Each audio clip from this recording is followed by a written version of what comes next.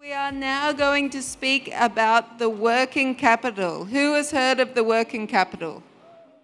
Few hands. Oh, look at all the enthusiasts in the front row. Well, there's even an example, a little mini example of the working capital around the corner. So I'd like to invite onto stage Mr. Ben Gattie, the founder and CEO of the Working Capital. Hey, big welcome for Ben. Now, we are mixing it up a bit today. Ben and I are going to have a chat about where the idea for the working capital came from. And then we're going to invite onto stage some people who actually work at the working capital. So, Ben, I feel like we've taken opposing sides, but we'll be here. Tell me, where did you come up with the idea for the working capital? The idea for the working capital really came about by the building itself, our hub, number 1 Gyeongseok. So 1920s kind of biscuit factory that was quite derelict. And there was a tender process, and we bid on it, not exactly knowing what we wanted to do, but we wanted to bring entrepreneurs together, put big companies, small companies side by side, and bring it together with programming, events, lifestyle elements, restaurants, and that's really how it came about. So I was really interested. So I should say that I work with Elevandi, who helped to organize the Singapore FinTech Festival, and they have their offices in the working capital. So I do know those buildings.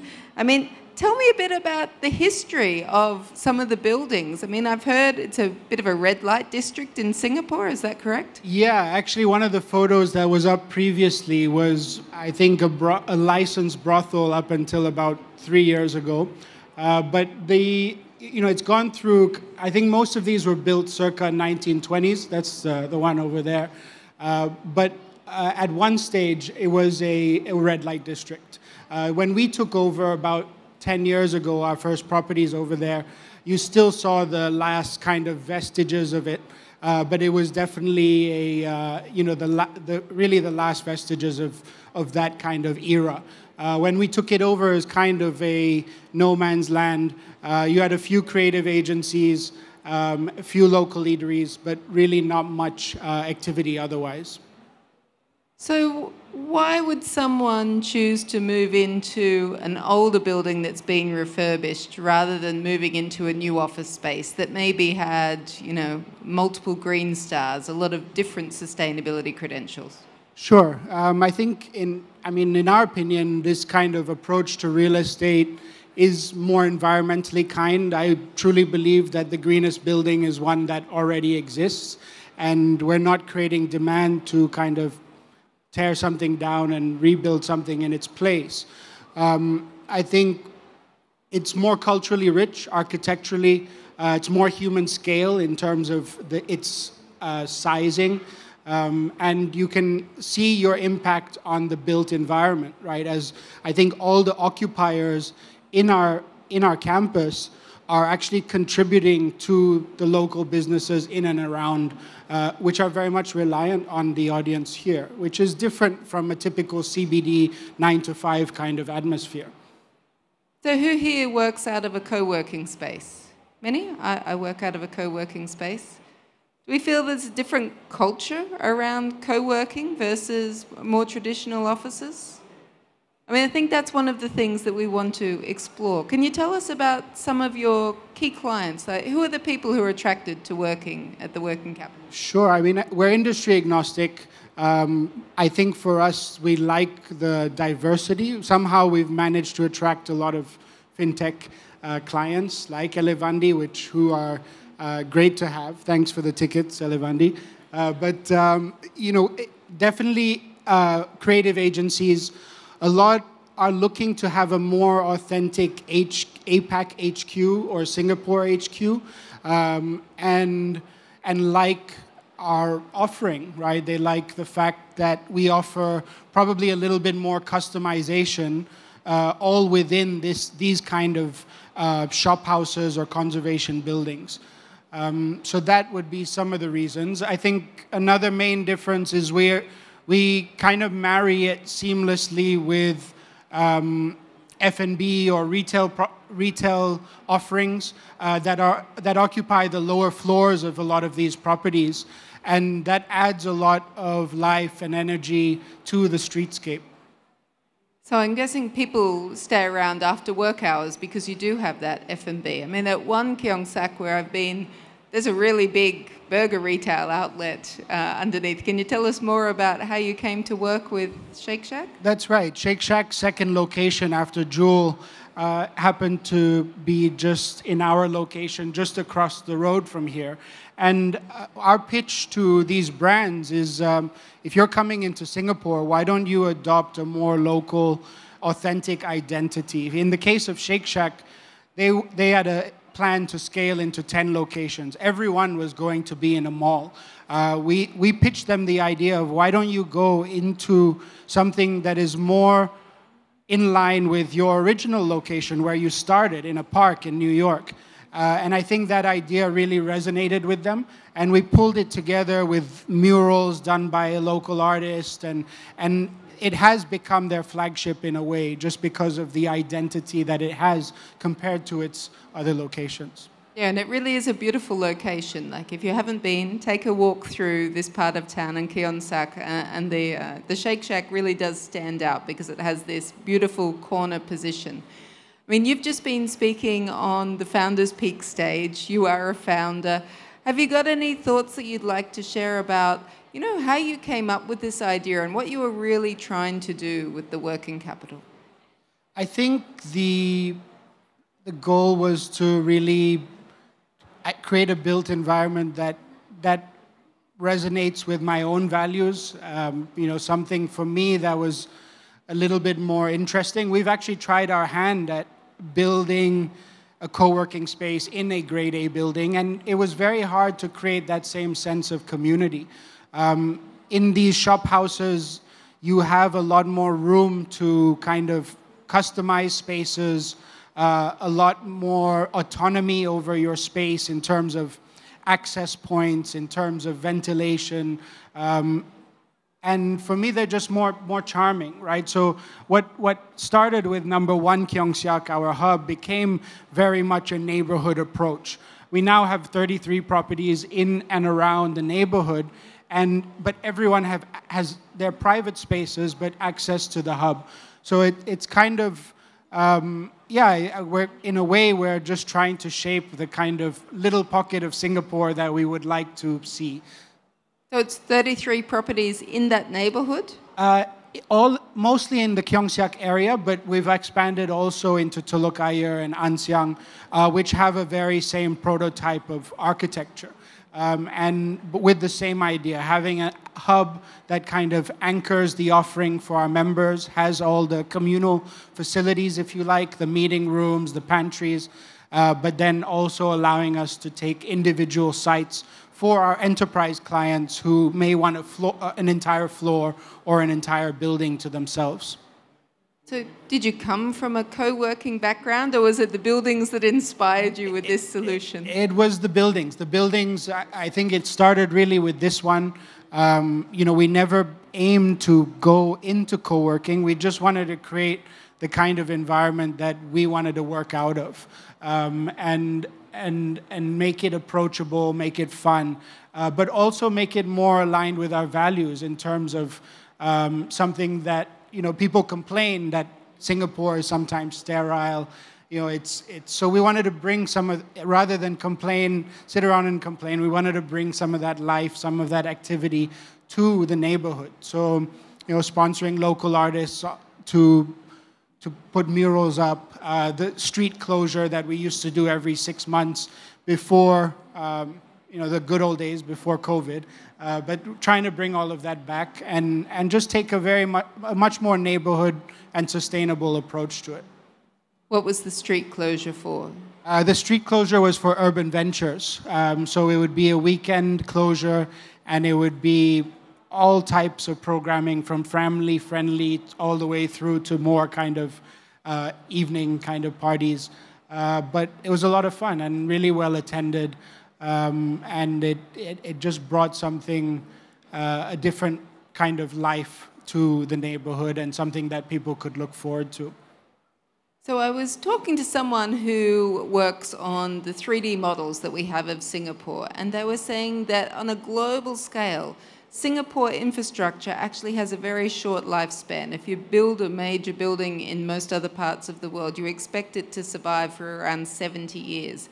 But in Singapore, it's actually closer to 30 years. I mean, is this something that you've observed, and is being able to turn these properties into a more, I guess, future-ready workspace, a way that we can actually extend the life of buildings? Definitely, and not just for work, but I think across other uses. It's not until the 1980s that a lot of the conservation guidelines got put into place. But Singapore lost a lot of beautiful buildings that could have otherwise been repurposed into other things. And I think there's just a certain kind of architecture or charm to them that you're just unable to recreate. I think operational efficiency is one thing. I think it's very hard to retrofit something to be as operationally efficient, but the adaptive reuse of these properties saves a lot of embodied carbon that would otherwise go into demolishing a building and erecting a new one, right? And I think Singapore, where the national bird is the crane, you become very desensitized to that. We see construction happening all around us, and we don't question whether that's really necessary. A lot of buildings, in my opinion, are good enough to actually retrofit in an interesting way. Now, having worked out of the working capital, I think you are really good at building a community. So I wanted to invite onto stage our next stage of the panelists, people who actually work at the working capital. Please, come on up. Let's welcome them, give them some encouragement. Welcome, welcome. And we get music. Did we say we're going to make you dance? No, we didn't. You don't have to dance. Okay. If I start here, can you please introduce yourself and the company that you work for and which working capital building you're based in? Yeah, so thanks Darian and thanks Ben for having us. My name is Qiyun. I'm from Unravel Carbon. We are a decarbonization platform and we're very lucky to be working out of 89 New Road. So that's the building that we're in, and we've been working together with the working capital to also measure some of their emissions, and it's our home. So we're right above Shake Shack, so that's a very nice location to be in. Go, a functional tenant. You're even measuring the carbon footprint. Great to know. I'm Ernst. I'm the co-founder of Flow Energy. We are the largest independent electricity retailer of Singapore, and we supply businesses with renewable, affordable electricity here in Singapore. Amongst others, the working capital here in Singapore, all their premises with renewable electricity, so we're their supplier actually. Yeah, we do other energy solutions as well, solar panels, metering solutions, but we're proud to develop these solutions on our own platform here in Singapore. And that allows us to run these processes required to supply electricity efficiently. And that allows us to supply renewable electricity for an affordable rate to the businesses here in Singapore, actually.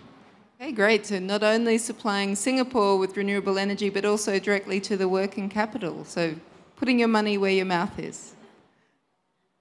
Hi guys, I'm Dani. I run a landscaping company called Cream of the Crop. We are basically an urban farming company. We grow food for people. We grow food for the working capital in due time. But we also like to think we rewild Singapore because we build food webs in the soil and through plants, and we also teach people how to grow their own food and understand really the fundamentals of growing. Yeah. And which building do you work out of? We're at 89 Neil. We're actually on the roof, and we really help to green the space as well. So I've asked, this is my favour for being the moderator, that I want to go and have a look at that space to see what it's like. And I heard that the flowers that are on the table of the setup for the working capital that's around the corner have come from your rooftop garden, which is amazing. So you can even go and have a look at some of the flora that we have. So What do you like about the neighbourhood that you work in? You know, Gyeongsak isn't known, it's not the financial district necessarily, it's a little bit out. What's different? Seung? I think for us at Unravel, we really just enjoy the space that we're in. There are so many food options. It's walkable too. I think even outside of that, from a personal standpoint, it's such a hip area to be in. There are things for you to do in the afternoons and in the evenings. And I think the fact that the working capital also occupies multiple buildings in the area means you have options for different co-working spaces and getting to meet like-minded people who are also partners of the working capital to do very cool things with. Nice. I should ask, do you guys all know each other before you came on stage? No, actually. Oh, okay, new. What do you think about the neighborhood? What do you like about where you work? So I don't work at the working capital, but very nearby the working capital, actually also in the CBD area.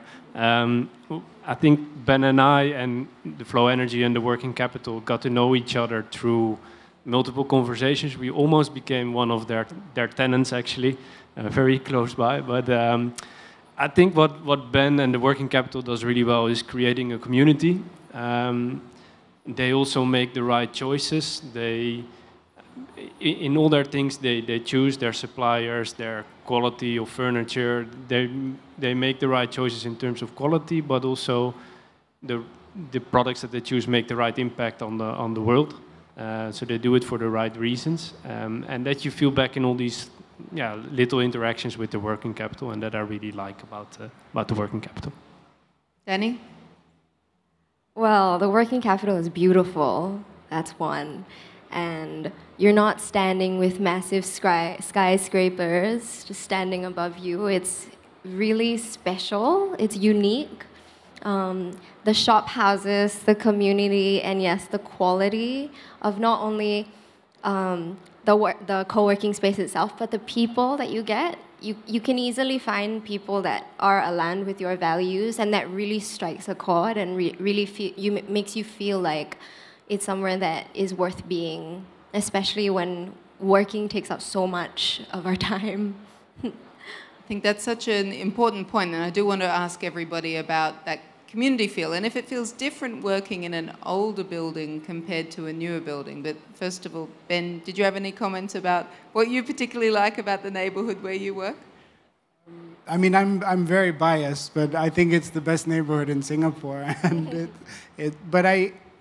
just because we've kind of see it evolve in the last 10 years, right? And some of it is by design, and some of it is just by happenstance and other people kind of wanting to be there. But I like how eclectic it is. I like that it's not just kind of one-dimensional. And people actually want to be. We've tried to kind of curate the tenant mix. Like Shake Shack, for example, was a conscious effort to bring in a more family-friendly option, an option that would liven up the location during the weekends. So we try and curate to make the neighborhood more resilient by having different price points, different kinds of offerings. And I feel that that diversity is so important in creating resilience, which we discovered the hard way during COVID. We were able to retain most of our members, and with very little turnover, especially in the F&B space, which had a very difficult time during that period. So this is more of an existential kind of question, but do you think the environment that you work in also impacts your thoughts around sustainability and ESG, given that you all work in sustainability-related businesses? Yeah, I mean, I do think so, and I feel that we were lucky to be able to find a place to work that also believes in the values that we believe in, and I think being able to see how the working capital has included this in all the different things. Like for us, we've been waiting to check out the rooftop for a long time, so it's very exciting to know that there's all this. Have you checked it out? We've checked it out once before all these things got set up, but I know from Dani that things take time to grow, so we're also waiting to see the fruits of her labor and her team's labor, and also learning that, when they started working with Flow Energy, we just knew that this has a very synergistic quality, knowing that we are in this place where our, the whole team thinks about sustainability. So it does make me, as someone working there, feel good about being in that space.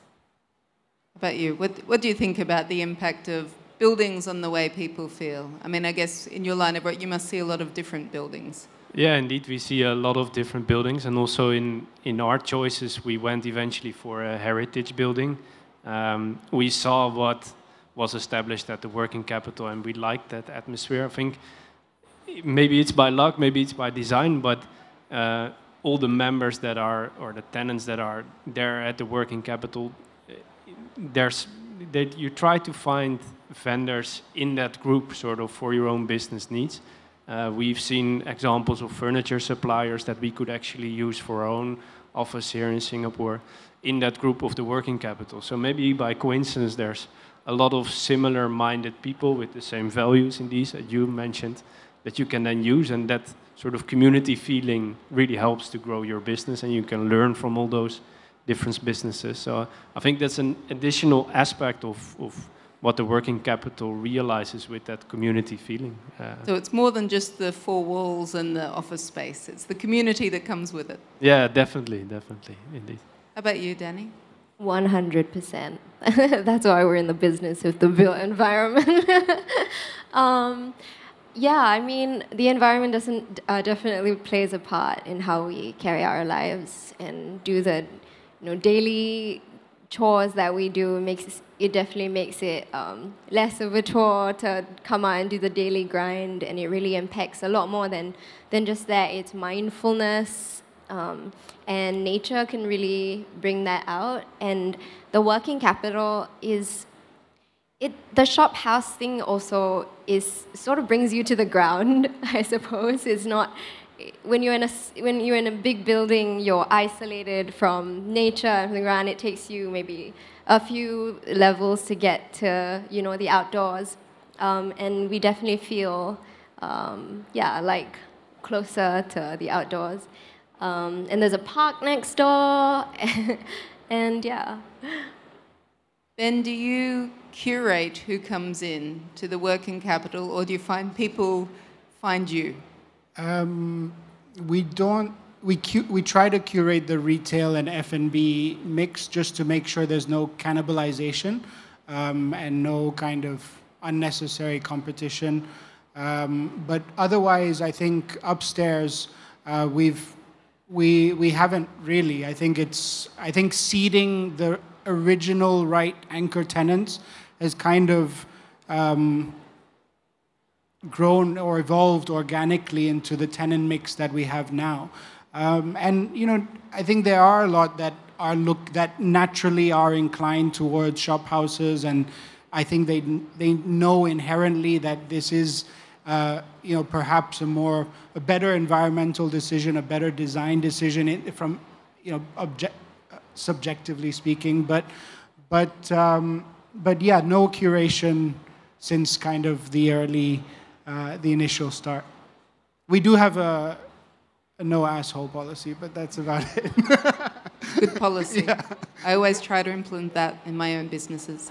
Now, I'm going to ask these guys one more question, then I'm opening it up to all of you. So think about all of your questions, and if you don't have any, I've still got many more to go through. So final thoughts. I ran a panel earlier which was very much around communities and the importance of collaboration. So I just thought, from your experience of working with the working capital, what do you think are the components to build a great community? And maybe Ben, we'll start with you. I think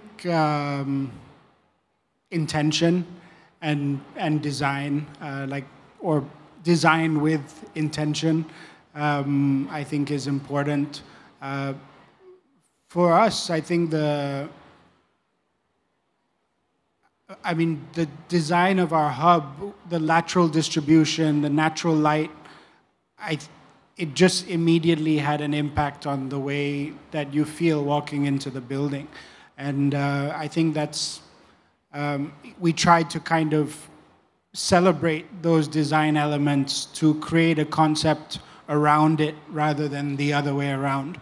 And I think that approach has paid off for us. It makes sense, and especially hearing about the natural light. I know I always feel much better working in natural light than in a dark. Danny? Sorry, can you repeat the question again? I was moved by Ben. So you're welcome to answer how you would like, but I was asking about what does it take to build a great community? What do you think those components are? Well, in gardening, we're also in the business of community building.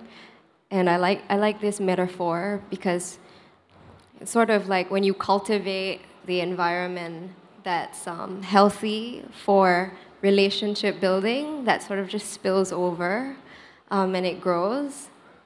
And that really is the spirit of community building. I think when you set that first steps for people and sorry, the question. That's all right. So it's the intentionality, you think, that people want to work together, and you've got that sustainable framework with these buildings, and like you said, you're very much working based in nature, so you can build on that.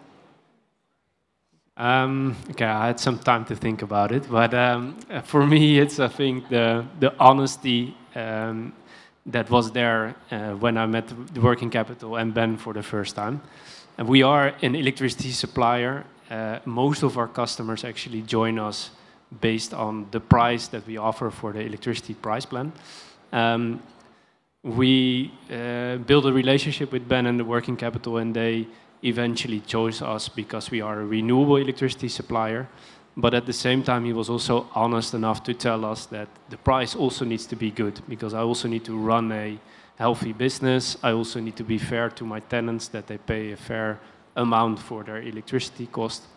So I think that honesty that sits in that community, and the way how he tells it, or the way how he respectfully informs us, was a very nice experience, and maybe different from other sales conversations or negotiations I had here in Singapore. Okay, now I know you are a natural community builder. So what do you think it takes to build a community? I think for us being at the working capital, something that I find interesting is the fact that you're constantly meeting, you're surprised by the people that you meet. We've had a lot of partners or even customers all working within the working capital. And to us, it's always like, oh, you guys are also at working capital means our meetings can be taken like right across the street. And the fact that we have so many different partners and customers in the same space is also testament to the fact that their curation clearly works.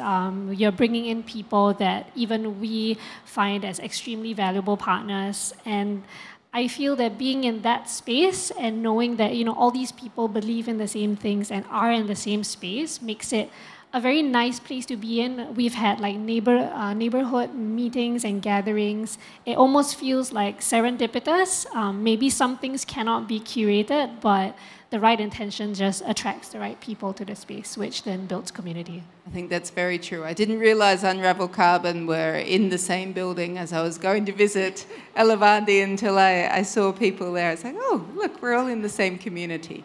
Now, I'll go slightly off topic. Have you done a Weird in the Wild illustration of the working capital? How does it build a community? Not yet. We'll see. We'll see. Okay. Is there a big end of year party coming up? I hope so. Yeah, there's definitely a Christmas party in the works. Okay. Question time. Who has a question for our panelists? Please raise your hand, and we have some roving mics. Okay. While you're thinking, I want to ask a question about the gardens. Are you trying to attract bees, butterflies? Like, how does that work in the middle of Singapore? Well, you definitely have to adapt to the urban matrix, which means that we're limited in terms of space. So urban farming tends to be grown in underutilized spaces. And in those spaces, you can build on biology to actually produce more biology. So in our workshops, we always start with the soil, and in the soil itself, in a tablespoon of soil, there's a couple of billion life forms, And in very simple ecological principles, you can grow and cultivate the health of the soil, which encourages these life forms to exist. And that also therefore brings insects and bees and butterflies, and on top of that, herbivores and people who then consume the food that we grow. Yeah, so definitely bees, definitely butterflies, definitely ecology. The urban space definitely has its limits, but we are working within those limitations and building as much biodiversity as we can. Which I imagine must be a challenge. I know when I moved into the condo I live in, I was a little bit horrified to be working from home one day and see the fogging to kill all different creatures. I thought, oh, that's not going to be good for biodiversity. Questions? We have one at the back. Yeah. Is it on? Yeah. Okay, so this is a question about building communities.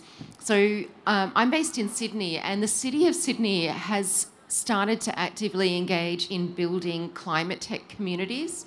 And they've just launched this climate tech hub called Greenhouse, which is a sort of a co-working space for people in this industry.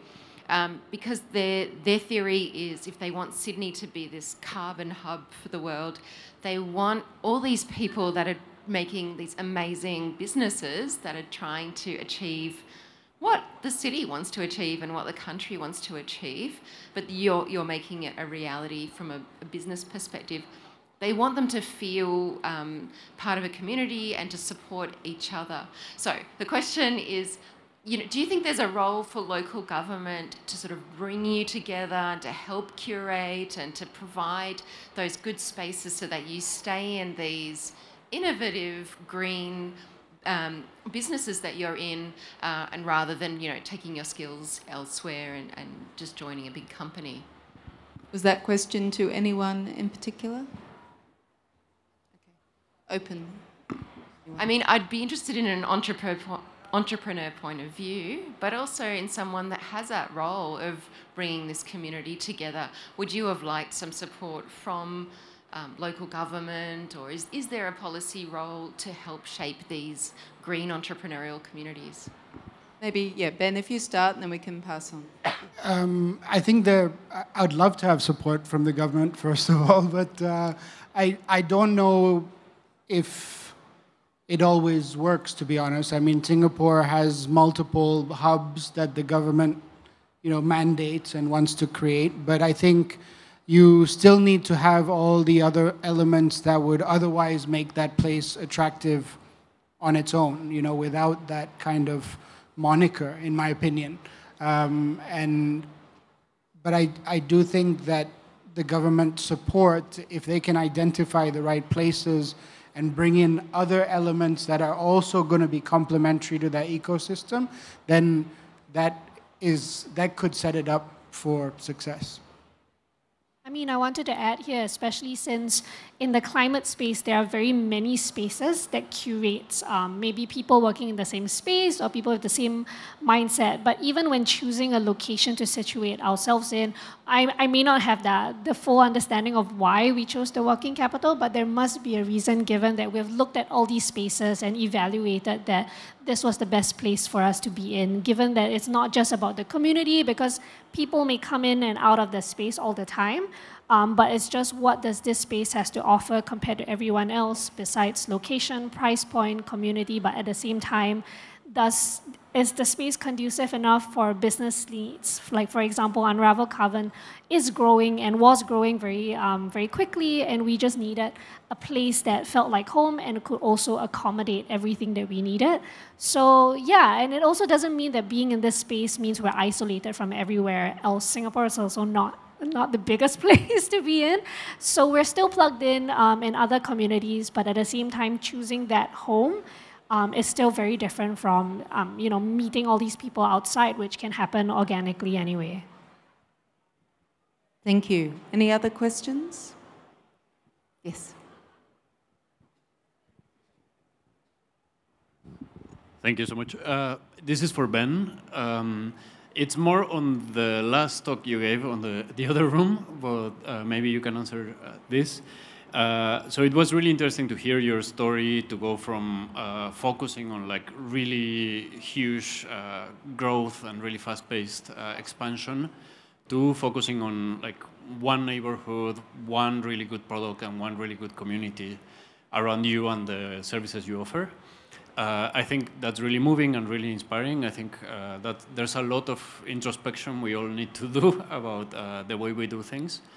But specifically, I wanted to ask you, okay, you already shared your personal story and how you got to make that decision, but how did you get your team and the people you work with to agree with you that you're not going to be thirsty for infinite growth, you're going to be looking for a really good local community and a really good local product? I think at least the learning that I had in kind of opening and closing that site was, that there can be an unhealthy amount of growth or ambition, right? And I think for me, coming back to the neighborhood and growing the neighborhood, it had to be aligned with my values, and that one of those things was sustainable growth and profitability. So sustainability, not only in the terms of the built environment, but also in your business, right? And I think being able to grow at a steady pace that is organic. And I think the neighborhood provides for that, right? Because you have operational efficiency because you've invested into this hub, and you can then take on the spokes. Whereas if this other form of expansion, you have to go and create a new cost center in every geography you want to go to, which can be very wasteful, especially if you don't know, if you're just, it's impossible to physically control what's going on there, right? So I think, and I think the team is aligned in that. I think the team has seen what our competitors have or are going through, and they've seen us kind of pivot to a different model that still allows for growth, but in a more sustainable way. Thank you so much. Okay, any last questions? No, I think that's a really great and inspirational point to end this conversation on. So please join me in thanking our panelists today. Thank you so much. Thank you. Thank you, everyone.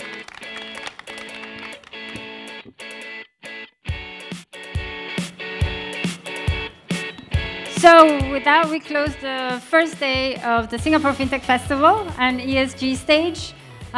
Don't miss getting first dibs on next year's Singapore FinTech Festival tickets with some great discounts there. And some of the sessions that we mentioned earlier today, 3i Summit in Ghana, and also Point Zero Forum, Japan FinTech Forum, and also Inclusive FinTech Forum, which last year, it just feels like it was last year, but it was only in June. It was in Kigali, in Rwanda. And you might have received some messages as well. We've got some networking hours starting at 5:30 on the technology lounge over at Hall 3, powered by GitHub. And of course, if you missed it last year, super fun Club Street, after hours, drinks are on us. Just make sure that you have your wristband. Without it, you can't go in. Go. I went there last year, and we partied to the wee hours, and you're going to make lots of connections, lots of friends. All right. I think I have cleared the floor with my interesting comments. All right. Bye, everybody.